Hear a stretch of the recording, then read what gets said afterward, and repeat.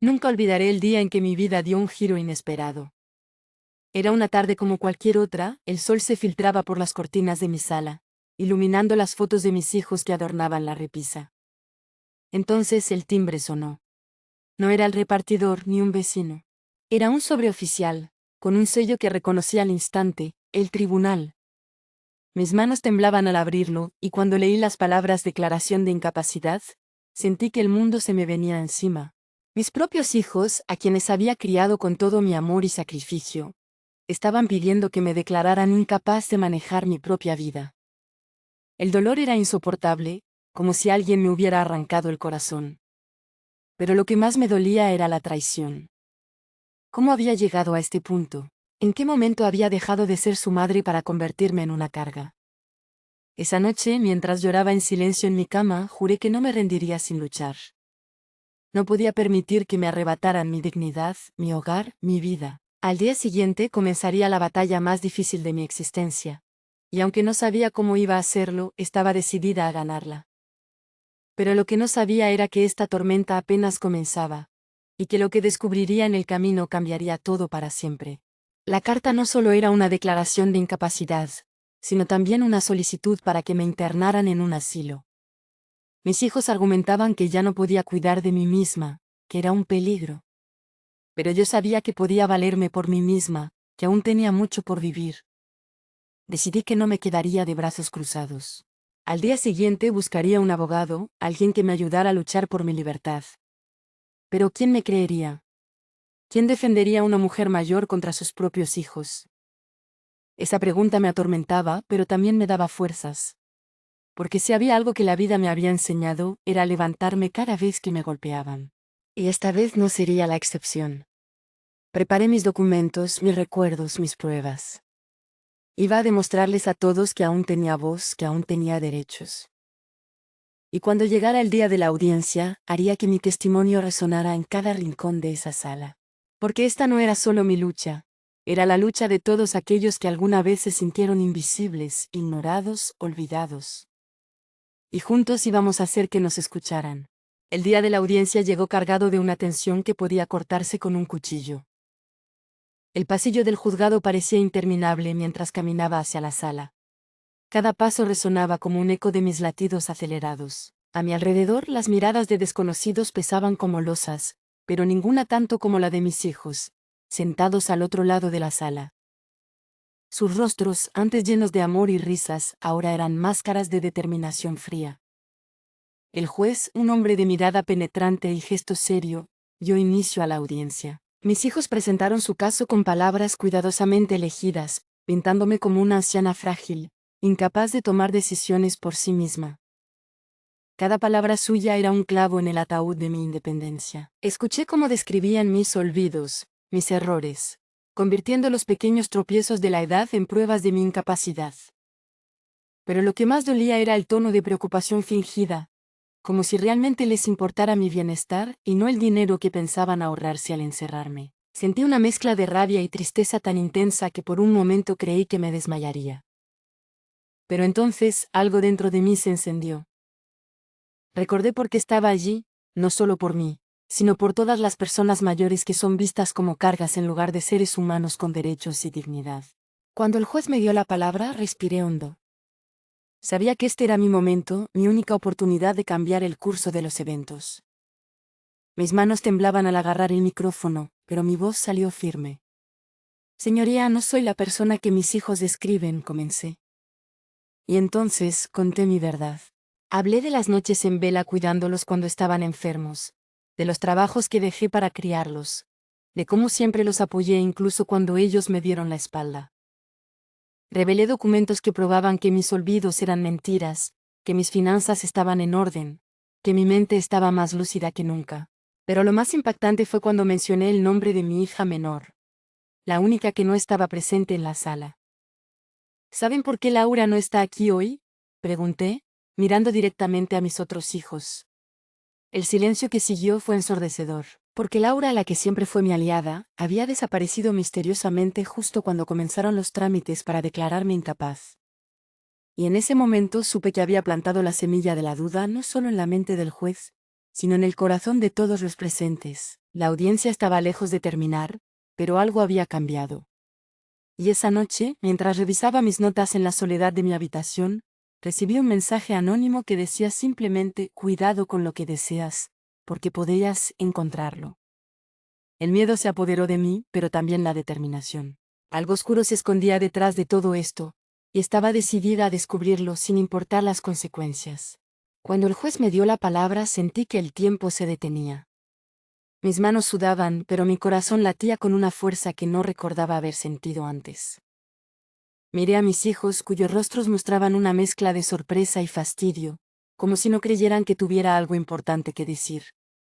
Pero esta vez no me callaría. Señoría, comencé, con una voz que sorprendentemente no temblaba. Lo que mis hijos no han dicho es que hace 6 meses descubrí documentos en nuestra casa que prueban que han estado desviando mi pensión y vendiendo mis propiedades a mis espaldas. El silencio en la sala fue instantáneo. Hasta el juez, que hasta entonces parecía impasible, inclinó su cuerpo hacia adelante, interesado. Continué: tengo aquí los comprobantes, las transferencias bancarias, incluso los mensajes de texto donde planeaban todo. Mis hijos palidecieron. Uno de ellos incluso intentó interrumpirme, pero el juez lo calló con un gesto. No solo eso, seguí, sino que cuando confronté a Laura, mi hija menor, ella admitió todo y prometió ayudarme. Al día siguiente, desapareció. Hace 2 semanas recibí esta foto anónima. Saqué de mi bolso una foto impresa que mostraba a Laura en lo que parecía un hospital, con vendas en la cabeza. La sala estalló en murmullo. Mis otros hijos gritaron que era un montaje, pero el juez pidió silencio. En ese momento noté algo extraño. El abogado de mis hijos, un hombre al que nunca había visto antes de hoy, comenzó a hablar en voz baja con ellos, y su expresión cambió de confianza a pánico. ¿Qué más sabía este hombre? ¿Y por qué parecía tan asustado ahora?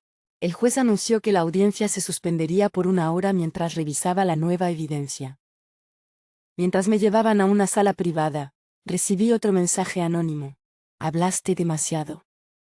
Ahora pagarás las consecuencias. Pero esta vez, en lugar de miedo, sentí una extraña calma. Por primera vez en meses, tenía el control. Y quienquiera que estuviera detrás de todo esto, estaba a punto de descubrir que una mujer con la espalda contra la pared es la más peligrosa de todas. Mientras esperaba en esa pequeña sala, recordé cada sacrificio, cada lágrima derramada por mis hijos. ¿Cómo habíamos llegado a esto? La respuesta era clara: la codicia. La misma codicia que ahora los tenía temblando. El juez regresó antes de lo esperado. Su rostro era una máscara de seriedad profesional, pero sus ojos delataban conmoción. He revisado la evidencia presentada, declaró, y he decidido reabrir el caso con nuevas investigaciones. Mis hijos protestaron, pero fue inútil. Cuando salí del tribunal, el sol de la tarde me dio en la cara como un beso de esperanza. Pero sabía que esto no había terminado. Esa noche, mientras preparaba té en mi cocina, escuché un golpe en la puerta. Al abrir, encontré un sobre sin remitente. Dentro, una llave y una dirección escrita con letra temblorosa. Si quieres saber la verdad sobre Laura, ven sola. Miré esa llave, sintiendo su peso en mi mano. ¿Era una trampa? Probablemente. ¿Iría? Sin dudarlo, porque al final del día una madre haría cualquier cosa por su hija. Incluso caminar directo hacia la boca del lobo. La desigualdad social no es solo un concepto abstracto que se discute en los medios o en las aulas universitarias. Para mí ha sido una realidad que ha marcado cada etapa de mi vida. Crecí en un barrio humilde de la periferia, donde las oportunidades brillaban por su ausencia. Mis padres trabajaban desde el amanecer hasta el anochecer, pero aún así el dinero nunca alcanzaba. Recuerdo cómo mi madre repartía el pan entre nosotros, diciendo que ella no tenía hambre, aunque sabía que era mentira. Esas pequeñas mentiras piadosas eran el primer síntoma de una enfermedad social mucho más grande: la indiferencia. Cuando logré entrar a la universidad, pensé que las cosas cambiarían. Pero pronto descubrí que el mundo académico también estaba dividido. Mis compañeros de clase, provenientes de familias acomodadas, no entendían por qué yo no podía salir con ellos los fines de semana, o por qué llevaba los mismos zapatos todos los días. La brecha entre nosotros no era solo económica, era emocional y cultural. Años más tarde, cuando por fin conseguí un trabajo estable, pensé que había superado los obstáculos. Pero la sociedad tiene una forma cruel de recordarte tu lugar. En las reuniones de trabajo mis ideas eran ignoradas hasta que alguien más las repetía. Mis logros eran atribuidos a la suerte, o a la cuota de género, y ahora en mi vejez, la desigualdad se manifiesta de la forma más dolorosa. Mis hijos, educados en la comodidad que yo nunca tuve, me ven como una carga. Han internalizado la idea de que los viejos somos descartables, un estorbo para su estilo de vida. Pero lo que no saben es que esta anciana que quieren encerrar en un asilo ha luchado contra gigantes toda su vida. Y aunque ahora mis fuerzas no son las mismas, mi espíritu de lucha sigue intacto. Porque la verdadera desigualdad no es solo la falta de recursos, es la falta de humanidad. Y eso es algo que no pienso aceptar sin luchar. Mientras me preparo para la próxima audiencia, una pregunta ronda mi mente: ¿qué clase de sociedad hemos construido cuando los hijos ven a sus padres como enemigos? La respuesta duele, pero la necesito enfrentar.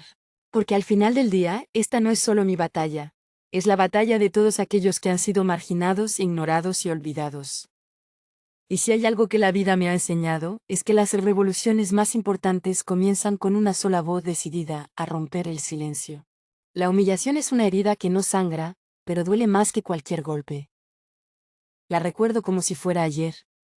Fue en una de esas reuniones familiares que solíamos tener, donde todos parecían felices menos yo.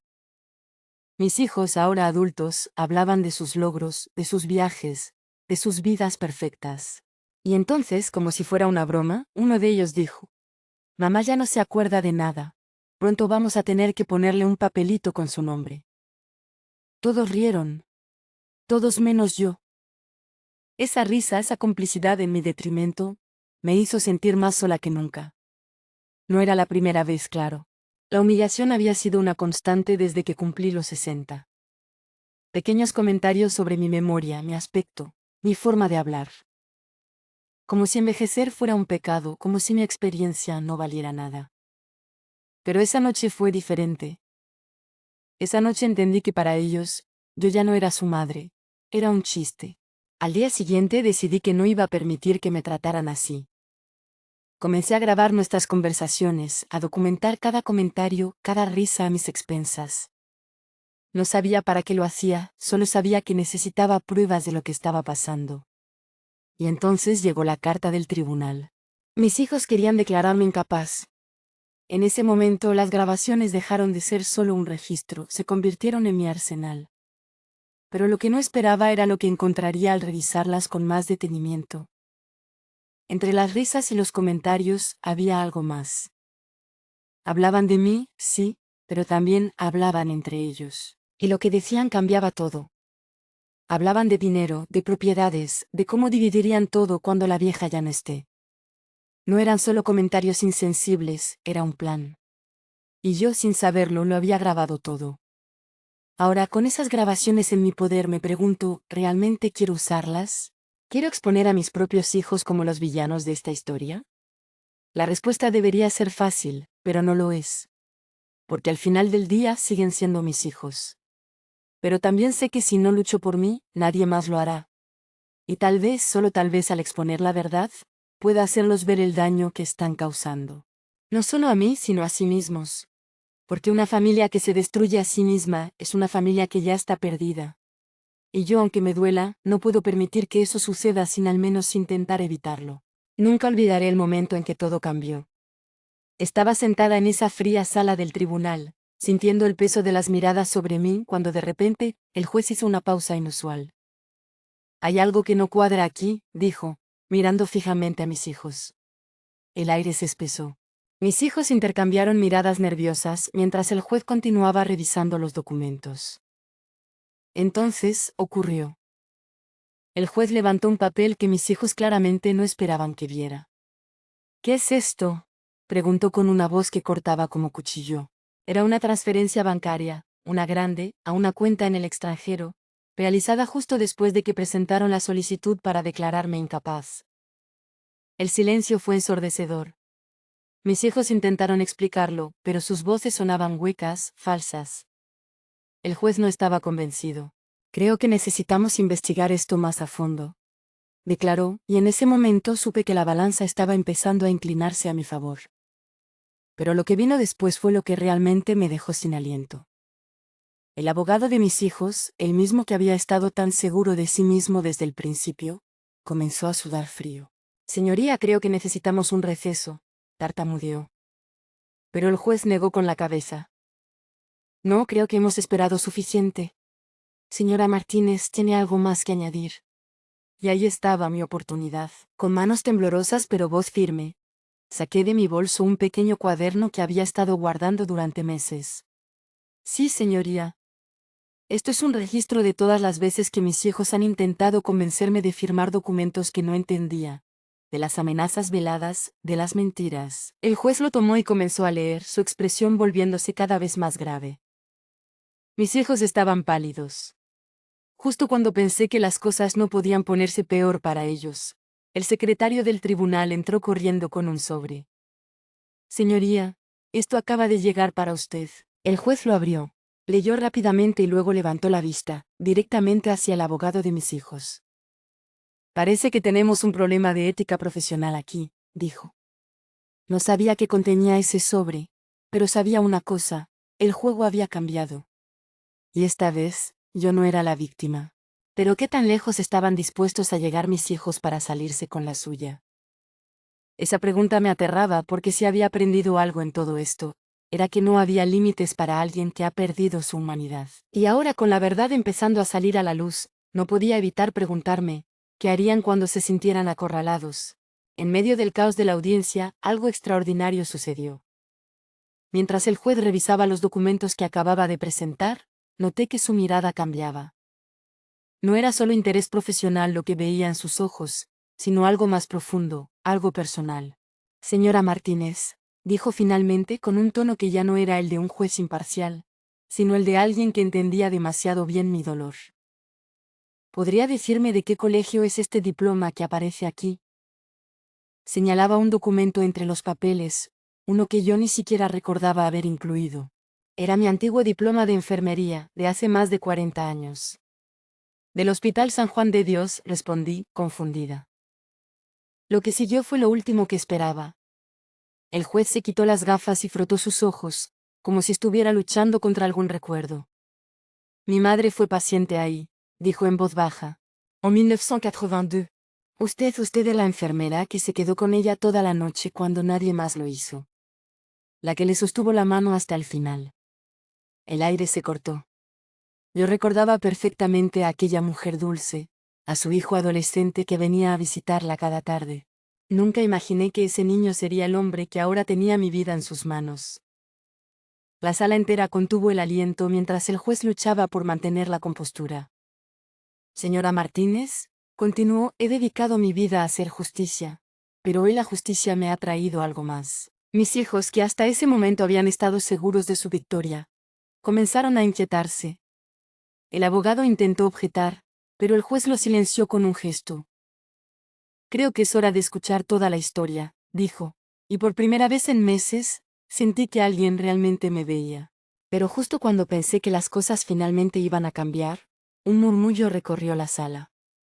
El abogado de mis hijos estaba susurrando algo a uno de ellos, y su expresión era de puro terror. ¿Qué más estaban ocultando? Y más importante, ¿qué haría el juez ahora que nuestro pasado de la manera más inesperada? La conexión que acababa de descubrirse podía ser mi salvación, o mi perdición, porque en ese instante vi cómo el abogado de mis hijos escribía algo frenéticamente en un papel y se lo pasaba al fiscal. El juego había cambiado de nuevo, y esta vez las apuestas eran más altas que nunca. La reacción de mis hijos fue como un espejo roto. Cada fragmento reflejaba una emoción diferente. Incredulidad, rabia, miedo.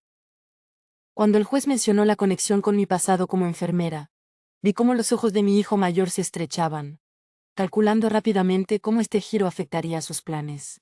Mi hija, siempre la más emocional, tenía los labios temblorosos, pero no de tristeza, sino de frustración. Esto no tiene nada que ver con el caso, murmuró su abogado, pero su voz carecía de la convicción de antes. El ambiente en la sala se había vuelto eléctrico, y yo podía sentir el peso de las miradas de todos los presentes. Mis hijos, que siempre habían sido tan seguros, tan controladores, ahora parecían perder el piso bajo sus pies. Fue entonces cuando mi hijo menor, el que siempre había sido el más callado, hizo algo que nadie esperaba. Se levantó de su asiento y dijo, «Basta». Esa palabra, simple pero poderosa, silenció la sala. Mamá continuó, con una voz que apenas reconocía, «Lo siento». ¿Era esto real? ¿O solo otro juego para confundirme? Miré a mis otros hijos y vi el shock en sus rostros. Claramente, esto no era parte de su plan. Pero antes de que pudiera procesar lo que estaba sucediendo, el juez intervino, «Creo que necesitamos un receso». Mientras salíamos de la sala, noté que mis hijos se agrupaban en un rincón, discutiendo acaloradamente. El abogado parecía estar regañándolos, mientras mi hijo menor se mantenía aparte, con una expresión que no podía descifrar. ¿Estaba finalmente viendo la verdad? ¿O esto era solo otra capa de su manipulación? La respuesta llegó cuando, al pasar junto a ellos, escuché a mi hija decir, «Arruinaste todo», y en ese momento supe que sin importar el resultado de la audiencia, nuestra familia nunca sería la misma. Pero lo que más me intrigaba era, ¿qué haría mi hijo menor ahora que había roto el silencio? ¿Estaría dispuesto a decir más? Y si lo hacía, ¿qué secretos de nuestra familia saldrían a la luz? La tensión en el aire era palpable, y yo, por primera vez en mucho tiempo, sentía que no estaba sola en esta batalla. Pero también sabía que los momentos más peligrosos estaban por venir, porque cuando las máscaras caen, la verdad duele, y la gente hace lo que sea para evitarla. Mientras esperábamos que continuara la audiencia, observé a mi hijo menor desde la distancia. Su postura rígida, sus manos temblorosas, todo en él gritaba conflicto interno. ¿Estaría reconsiderando sus acciones? ¿O preparándose para dar el golpe final? De repente levantó la vista y nuestros ojos se encontraron. En ese instante vi algo que no había visto en años. El niño asustado que una vez consolé después de una pesadilla. Fue solo un destello, pero suficiente para hacerme cuestionar todo lo que creía saber. Tal vez, solo tal vez, aún había esperanza. Pero el tiempo se agotaba, y cuando el secretario del tribunal anunció que la audiencia reanudaría, supe que pronto tendríamos nuestras respuestas. Porque en esta sala, bajo la atenta mirada de la justicia, todos nuestros secretos estaban a punto de ser revelados. Nos gustara o no. El momento que todos esperábamos había llegado. El juez, con su rostro impasible, tomó asiento después del receso y comenzó a hojear los documentos una última vez. La sala estaba en completo silencio. Solo se escuchaba el tic-tac del reloj de pared, y mi propio corazón latiendo con fuerza. Mis hijos, sentados al otro lado de la sala, evitaban mi mirada. El más joven, sin embargo, no podía ocultar su nerviosismo. Sus manos no dejaban de moverse inquietas sobre la mesa. Después de revisar cuidadosamente toda la evidencia presentada, comenzó el juez con voz firme, y considerando los testimonios y documentos, he llegado a una decisión. Sentí como el aire se hacía más denso, como si el tiempo se hubiera detenido. En primer lugar, continuó, queda claro que existen serias inconsistencias en la petición presentada por los demandantes. Vi cómo mis hijos intercambiaban miradas de preocupación. La supuesta incapacidad de la señora Martínez no está suficientemente sustentada con pruebas médicas concluyentes. Un suspiro de alivio escapó de mis labios. Pero sabía que aún no era el final. Por otro lado, el juez hizo una pausa dramática. Las evidencias presentadas por la defensa sobre posibles motivos ulteriores para esta demanda son preocupantes. El abogado de mis hijos intentó intervenir, pero el juez lo silenció con un gesto. Sin embargo, continuó, esto no es materia para esta audiencia. Lo que sí compete a este tribunal es determinar sobre la capacidad legal de la señora Martínez. Hizo otra pausa, ajustándose las gafas. Y en base a lo visto no encuentro motivos suficientes para declararla incapaz. Las lágrimas comenzaron a rodar por mis mejillas. Por lo tanto, concluyó, rechazo la petición de tutela. La señora Martínez mantendrá plena capacidad legal y control sobre sus bienes. Mis hijos parecían atónitos. Pero entonces el juez añadió algo que nadie esperaba. Además, ordeno que se inicie una investigación sobre las transferencias bancarias y documentos presentados como evidencia, para determinar si hubo mala fe en este proceso. El rostro de mi hijo mayor palideció visiblemente. Mientras el juez daba por terminada la audiencia, sentí una mezcla de victoria y temor.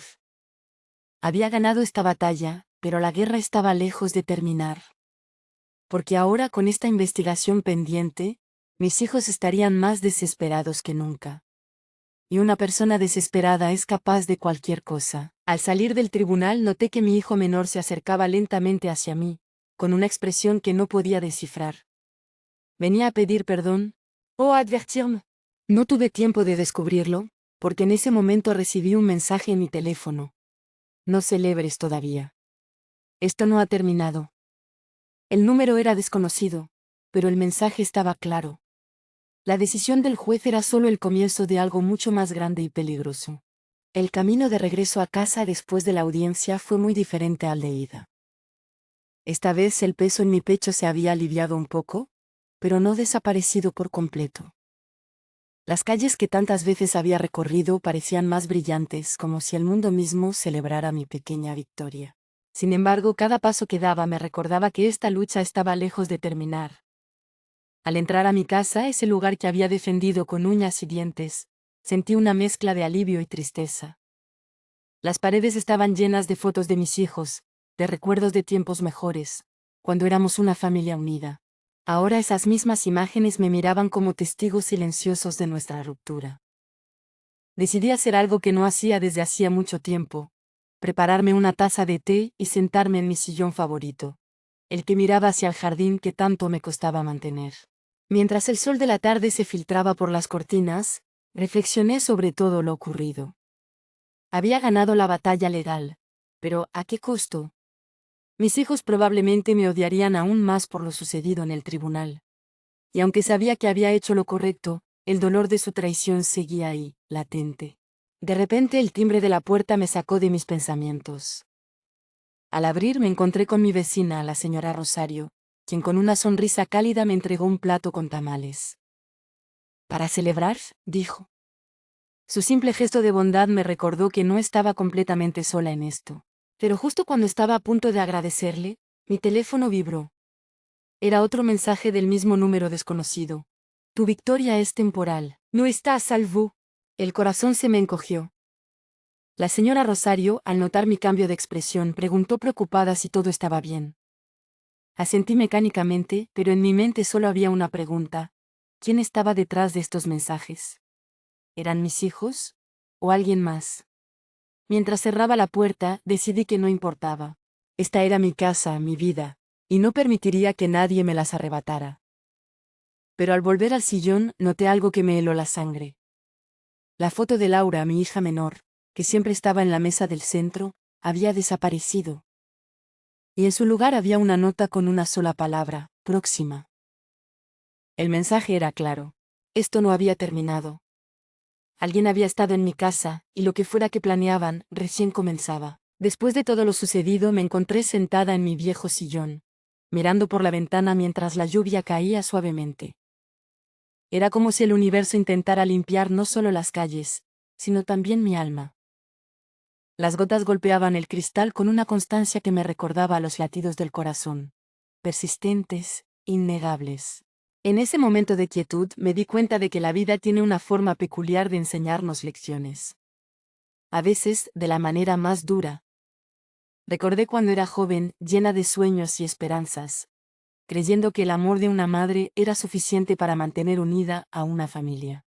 Pero la vida me había demostrado que incluso los lazos más fuertes pueden romperse bajo el peso de la codicia y el egoísmo.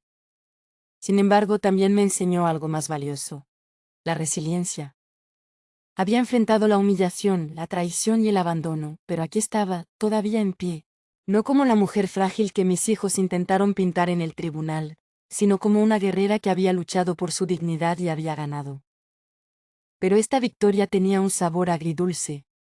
Porque aunque había recuperado mi libertad y mi hogar, había perdido algo que nunca podría recuperar: la confianza en mis propios hijos. Cada foto en la pared, cada recuerdo en mi casa, ahora estaba teñido de dolor. Sin embargo, en medio de este torbellino de emociones, encontré una pequeña luz de esperanza. Me di cuenta de que no estaba completamente sola. Estaban mis vecinos, como la señora Rosario, que me mostraron más compasión que mi propia sangre. Y estaba yo misma, más fuerte de lo que nunca había creído posible. Pero justo cuando comenzaba a encontrar algo de paz, el sonido de mi teléfono me devolvió a la realidad. Era otro mensaje anónimo: no creas que esto ha terminado. El corazón se me aceleró. ¿Quién estaba detrás de esto? ¿Y qué más querían de mí? Miré alrededor de mi sala, llena de recuerdos de una vida que ya no existía. Y supe que esta batalla estaba lejos de terminar. Porque cuando crees que has tocado fondo, la vida siempre encuentra la manera de recordarte que puede ponerse peor. Pero también me recordé a mí misma que si había sobrevivido hasta ahora, podía sobrevivir a lo que viniera. Después de todo, ¿qué más podían quitarme que no hubieran intentado ya? La lluvia seguía cayendo y con ella mis lágrimas. Pero esta vez no eran de tristeza, sino de determinación. Porque había aprendido que en la vida, a veces tienes que perderlo todo para encontrarte a ti misma. Y aunque el camino por delante era incierto, una cosa era clara. No importa cuánto intenten derribarte, lo importante es cuántas veces te levantas. Y yo, después de todo esto, estaba lista para levantarme una vez más. La lucha no había terminado, eso lo sabía bien. Cada amanecer traía consigo no solo la luz del sol, sino también la sombra de mis preocupaciones. Aunque el juez había fallado a mi favor, sentía en el aire que la batalla apenas comenzaba. Mis hijos, heridos en su orgullo, no aceptarían su derrota tan fácilmente. Lo intuía en cada llamada que sonaba y se cortaba al responder. En cada figura sospechosa que veía merodear cerca de mi casa cuando el crepúsculo caía sobre el barrio. La comunidad se convirtió en mi red de seguridad. La señora Rosario ya no era la única que mostraba su apoyo. Como un rumor que crece, otros vecinos comenzaron a visitarme, a traerme platillos tradicionales que olían a consuelo, a ofrecerse para acompañarme a hacer mandados. Sus pequeños gestos de bondad eran como islas de paz en el océano turbulento en que mi vida se había convertido. Un día, mientras ordenaba meticulosamente mis documentos para la investigación que el juez había ordenado, mis dedos tropezaron con un papel que no reconocí al instante. Era un recibo de compraventa de mi propia casa, fechado un mes antes de que mis hijos presentaran la demanda. La firma que pretendía ser la mía era una burda imitación, pero lo que realmente me heló la sangre fue ver el nombre del notario como testigo del documento. ¿Hasta dónde se extendía esta red de engaños? Decidí ir personalmente a la notaría para confrontar la situación. Pero al llegar me encontré con un local cerrado, sus ventanas oscuras como ojos ciegos. El cartel de "se alquila" colgaba fresco, su letrero brillando bajo el sol como si se burlara de mi desconcierto. Esa misma tarde, al regresar a casa con más preguntas que respuestas, noté que mi buzón estaba ligeramente abierto, como si alguien hubiera tenido prisa. Dentro encontré una fotografía antigua, una de esas imágenes que capturan sonrisas que ya no existen. Era una foto de mis hijos y yo en un día de campo, pero alguien la había partido en dos con precisión quirúrgica, dejándome solo en un lado. Acompañando la imagen, una nota anónima que rezaba: las familias perfectas no existen. Esa noche, mientras revisaba por enésima vez las grabaciones que había hecho durante los peores momentos del maltrato de mis hijos, algo captó mi atención.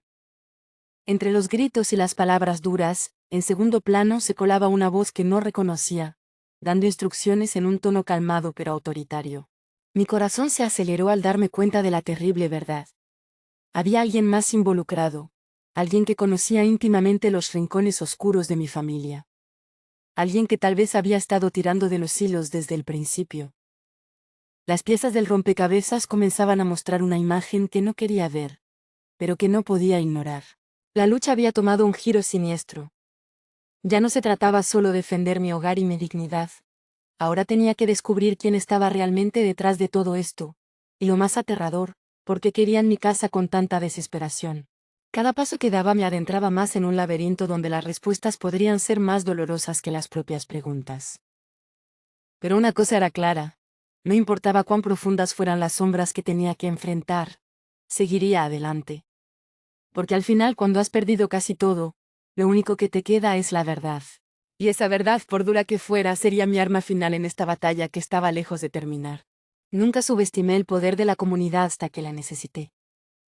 Después de la audiencia, cuando pensé que estaría completamente sola, fue mi vecindario quien me tendió la mano. La señora Rosario no solo me traía comida, sino que organizó una red de apoyo entre los vecinos. No estás sola en esto, me decía cada vez que me veía decaída. Y tenía razón. Poco a poco otros comenzaron a sumarse. Don Carlos, el dueño de la tienda de la esquina, que empezó a enviarme provisiones cada semana. Marta, la joven madre del tercer piso, que ofrecía cuidar mi jardín, incluso el grupo de señoras de la iglesia que oraban por mí. Era como si mi lucha se hubiera convertido en la lucha de todos.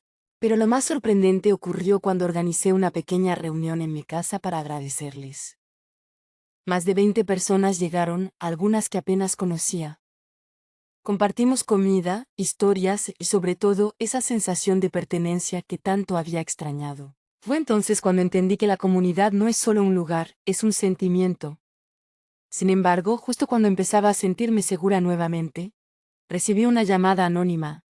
No creas que tus nuevos amigos pueden protegerte. La voz era fría, calculadora. Colgué temblando mirando por la ventana a mis vecinos que sin saberlo se habían convertido en mi familia. ¿Estarían en peligro por ayudarme?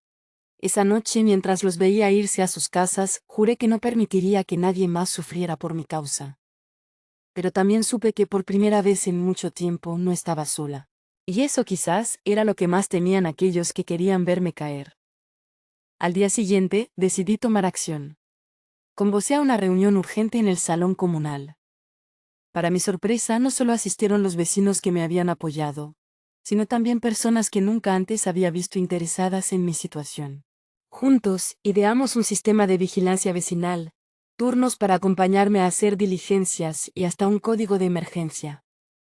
La solidaridad que floreció en esos días me recordó que cuando la adversidad golpea, lo hace para unirnos, no para separarnos. Sin embargo, en medio de tanta bondad, no podía ignorar el nudo en mi estómago cada vez que sonaba el teléfono o alguien tocaba mi puerta sin avisar.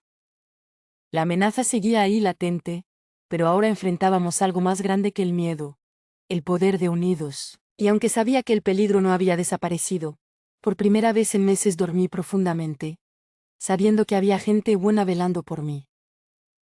Al despertar encontré una nota debajo de mi puerta. Tu comunidad no te salvará. Pero esta vez, en lugar de miedo, sentí rabia, porque ahora entendía que cuando la maldad se enfrenta a la unión verdadera, es la maldad la que debería tener miedo. La transformación personal no ocurre de la noche a la mañana, sino que es un proceso lleno de pequeños momentos que, al mirar atrás, forman un antes y un después en nuestra vida. Para mí, ese proceso comenzó el día que decidí dejar de verme como una víctima. Fue después de la audiencia, cuando regresé a mi casa, esa que había defendido con uñas y dientes, y me miré al espejo. La mujer que me devolvía la mirada ya no era la misma. Había algo diferente en sus ojos, una chispa que había estado ausente durante mucho tiempo. Era el reflejo de alguien que había tocado fondo y había decidido empujarse hacia arriba. Empecé a escribir un diario, no solo para documentar lo que estaba viviendo, sino para entender mis propios sentimientos. Cada palabra que plasmaba en esas páginas era un paso hacia mi propia liberación. Aprendí a perdonar, no a mis hijos por lo que habían hecho, sino a mí misma por haber permitido que me trataran así durante tanto tiempo. Ese perdón fue el primer paso hacia mi transformación. Pero el cambio más profundo llegó cuando empecé a ayudar a otros. Me uní a un grupo de apoyo para personas mayores que enfrentaban situaciones similares a la mía. Allí, compartiendo mi historia, descubrí que mi dolor tenía un propósito. Podía servir de inspiración para que otros encontraran su propia fuerza. Sin embargo, justo cuando empezaba a sentir que había encontrado un nuevo rumbo, recibí una visita inesperada. Era mi hijo menor, el mismo que había roto el silencio en la audiencia.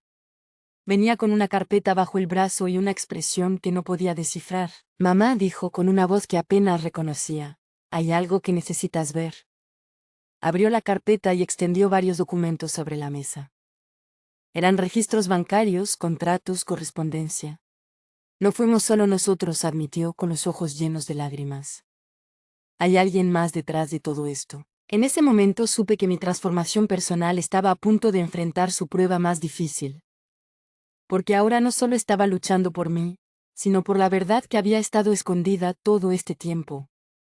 Y esa verdad, fuera cual fuera, cambiaría todo de nuevo. Mientras revisaba los documentos con manos temblorosas, noté un patrón que me heló la sangre. Todas las transacciones sospechosas conducían a una misma empresa fantasma. Mi hijo me explicó entre sollozos cómo habían sido manipulados. Como alguien externo a la familia los había convencido de que internarme era lo mejor. Para todos. Nos mintieron sobre tu estado mental, sobre tus finanzas, incluso sobre tu amor por nosotros, confesó. El dolor en su voz era palpable, pero también había algo más, arrepentimiento. Esa noche, mientras reflexionaba sobre todo lo revelado, entendí que mi transformación no solo era sobre encontrar mi fuerza interior, sino sobre tener el coraje de enfrentar las verdades más dolorosas. Y aunque el camino por delante sería difícil, por primera vez en mucho tiempo, no estaría sola en él. Porque al final la mayor transformación no fue encontrar mi voz, sino aprender a usarla para sanar las heridas del pasado y construir un futuro diferente. Después de todo el dolor, las batallas legales y las revelaciones que sacudieron los cimientos de mi vida, finalmente llegó el momento de un nuevo comienzo.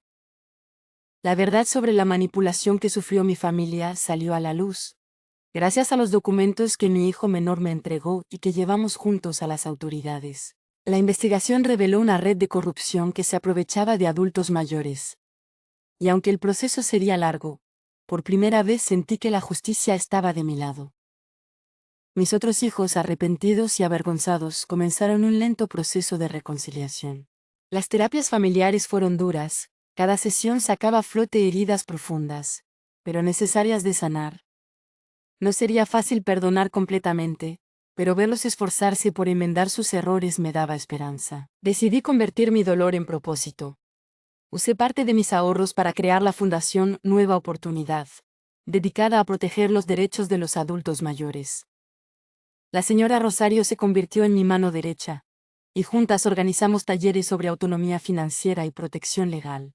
Don Carlos, el dueño de la tienda, nos donó un espacio para nuestras oficinas, y Marta, la joven del tercer piso, se ofreció como voluntaria para nuestro programa de acompañamiento. Mi hogar, que una vez fue escenario de traiciones, ahora resonaba con las risas de nuestros beneficiarios durante los talleres semanales.